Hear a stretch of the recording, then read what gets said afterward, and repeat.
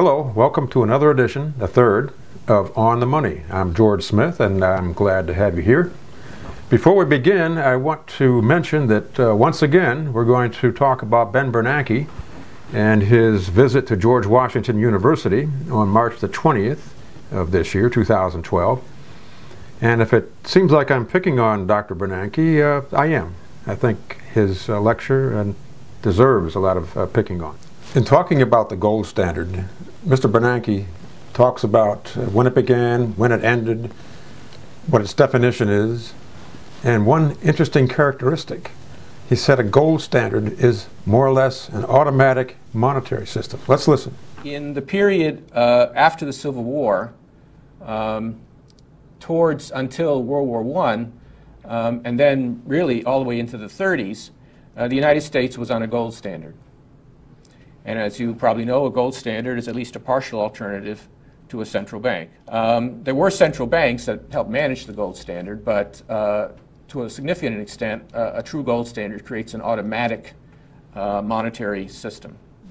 On this last point, he's correct. A gold standard is an automatic monetary system. But I wonder if he really understands what that means. To me, it means he'd be out of a job if we had a true gold standard.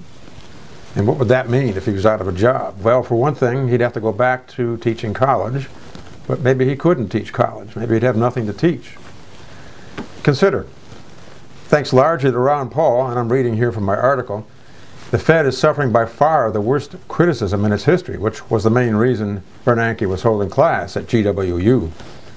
If the Fed is abolished, it will put a huge blot on the resumes of FOMAC members. That's members of the Federal Open Market Committee.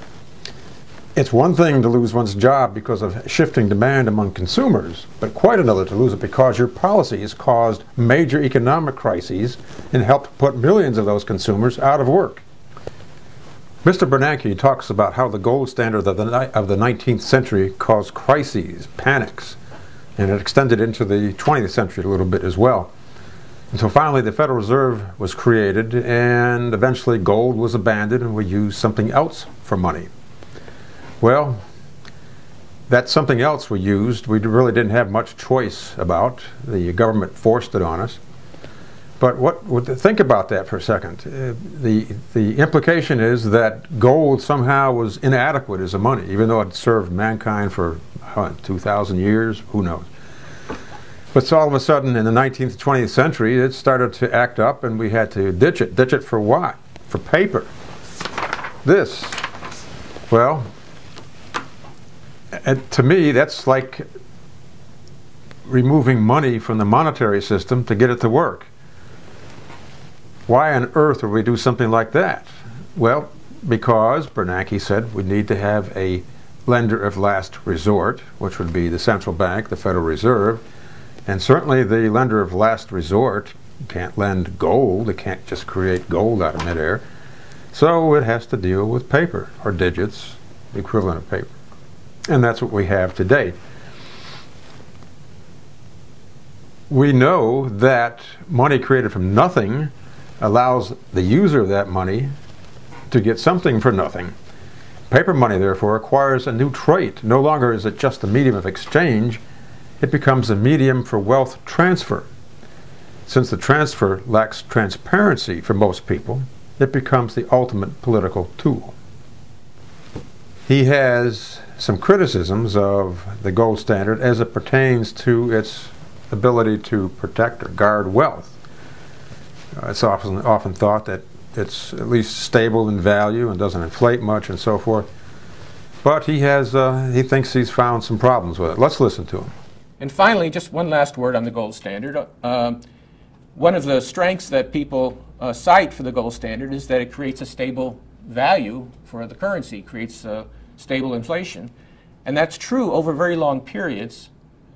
But over shorter periods, maybe up to 5 or 10 years, you can actually have a lot of inflation, rising prices, or deflation, falling prices in a gold standard. And the reason is that in a gold standard, the amount of money in the economy varies according to things like gold strikes. So, for example, if in the United States, if gold is discovered in California and the amount of gold in the economy goes up, that will cause an inflation. Whereas if the economy is growing faster and there's a shortage of gold, that will cause a deflation. So the one thing that seems to elude him about a gold standard is that the production of gold on the market is influenced by market forces, profit and loss. So if there's profit to be made in mining and minting gold, certainly that will happen. But when that profit ceases, it won't happen. And because of market mechanisms, the gold standard would not allow a perpetual overissuance of money. And that phrase came from a speech by Alan Greenspan, in which he pointed out all the inflation that we had following the abandonment of the gold standard. Also, Mr. Bernanke is fearful, almost paranoid about a possibility of deflation.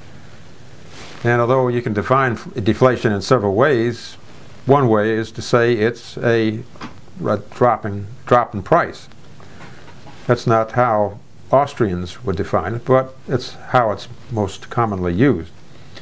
Well, what in the world's wrong with a drop in price, a drop in all prices?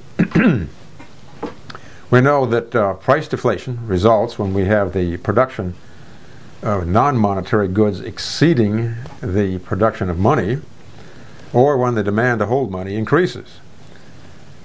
This does not necessarily, not only is it not an economic evil, it's actually a good thing most of the time. Let me quote from an article by Jeffrey Herbener, an economist, who recently had an article published on Mises.org about his testimony before Congress. He said that two of the periods of most rapid economic growth in U.S. history were from 1820 to 1850 and 1865 to 1900. In each of these periods, the purchasing power of the dollar roughly doubled, which is another way of saying that prices dropped.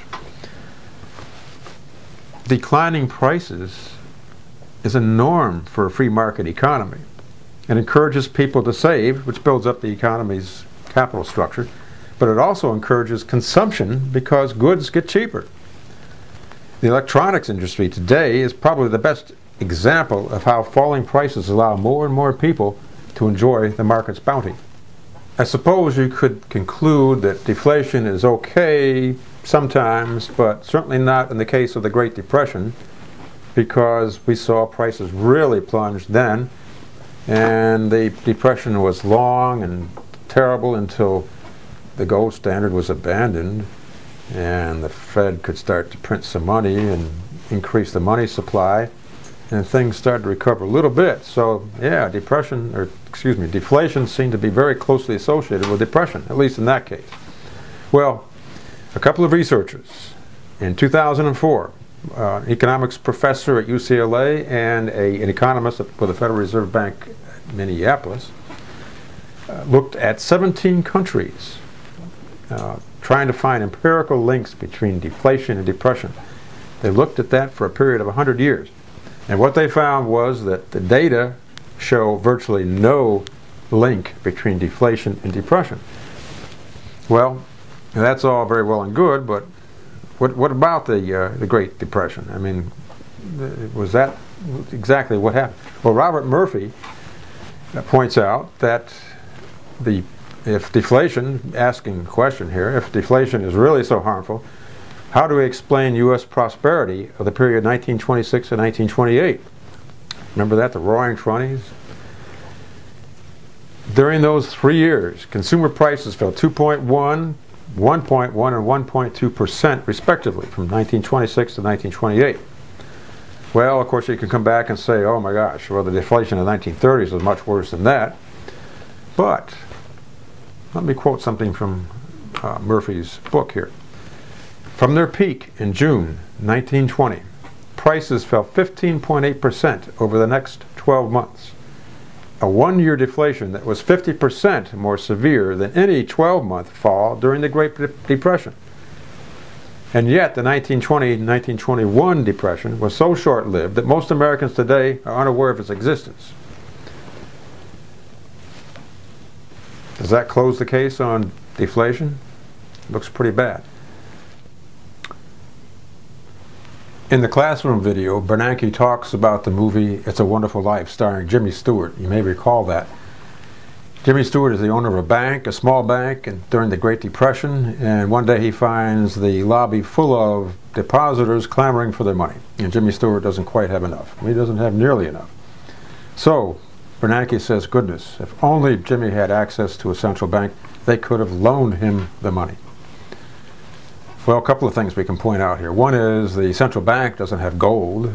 If it has gold, it's not going to just throw gold around. It doesn't have any more gold than anyone else. So what the bank would loan Jimmy Stewart or any other bank would be bills, paper bills.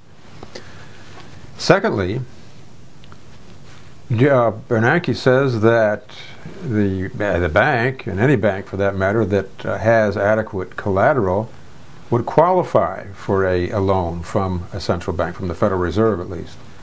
And he says the bank in question in the movie was illiquid and not insolvent. Well, consider that for a second. The deposits the bank held were liabilities due on demand. An institution is solvent if it is able to pay all debt obligations as they become due. Well, clearly they were becoming due right then, since they were on demand, and they couldn't meet it. Jimmy Stewart's bank could not meet those obligations, therefore it was insolvent.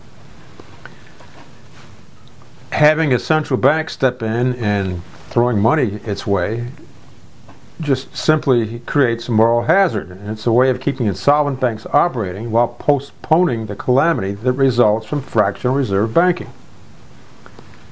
And that is the main point, I guess you could say, of my article and of this video. It's not the gold standard that causes the problem, it's fractional reserve banking. The central bank was a solution to fractional reserve banking to the extent that it keeps creating these moral hazards by coming to the rescue of banks that get in trouble by loaning them money, or what we might call bailouts if the banks are big enough and the amount loaned or given away is large enough. But it's not the gold standard that failed. The gold standard functions just fine if government and the bankers, the big bankers, let it alone. It's fractional reserve banking, and it's still going on today. It's going to go on until it drives us out of business or until we stop it. Well, that's it for now. I hope you'll read the article. Again, it's called Ben Bernanke Goes to School. Goes Back to School. Ben Bernanke Goes Back to School. I hope you'll read it, and thank you for watching. I hope if you like this video, I hope you'll indicate it by checking like and sharing it, if you will. Thanks a lot, and have a great day.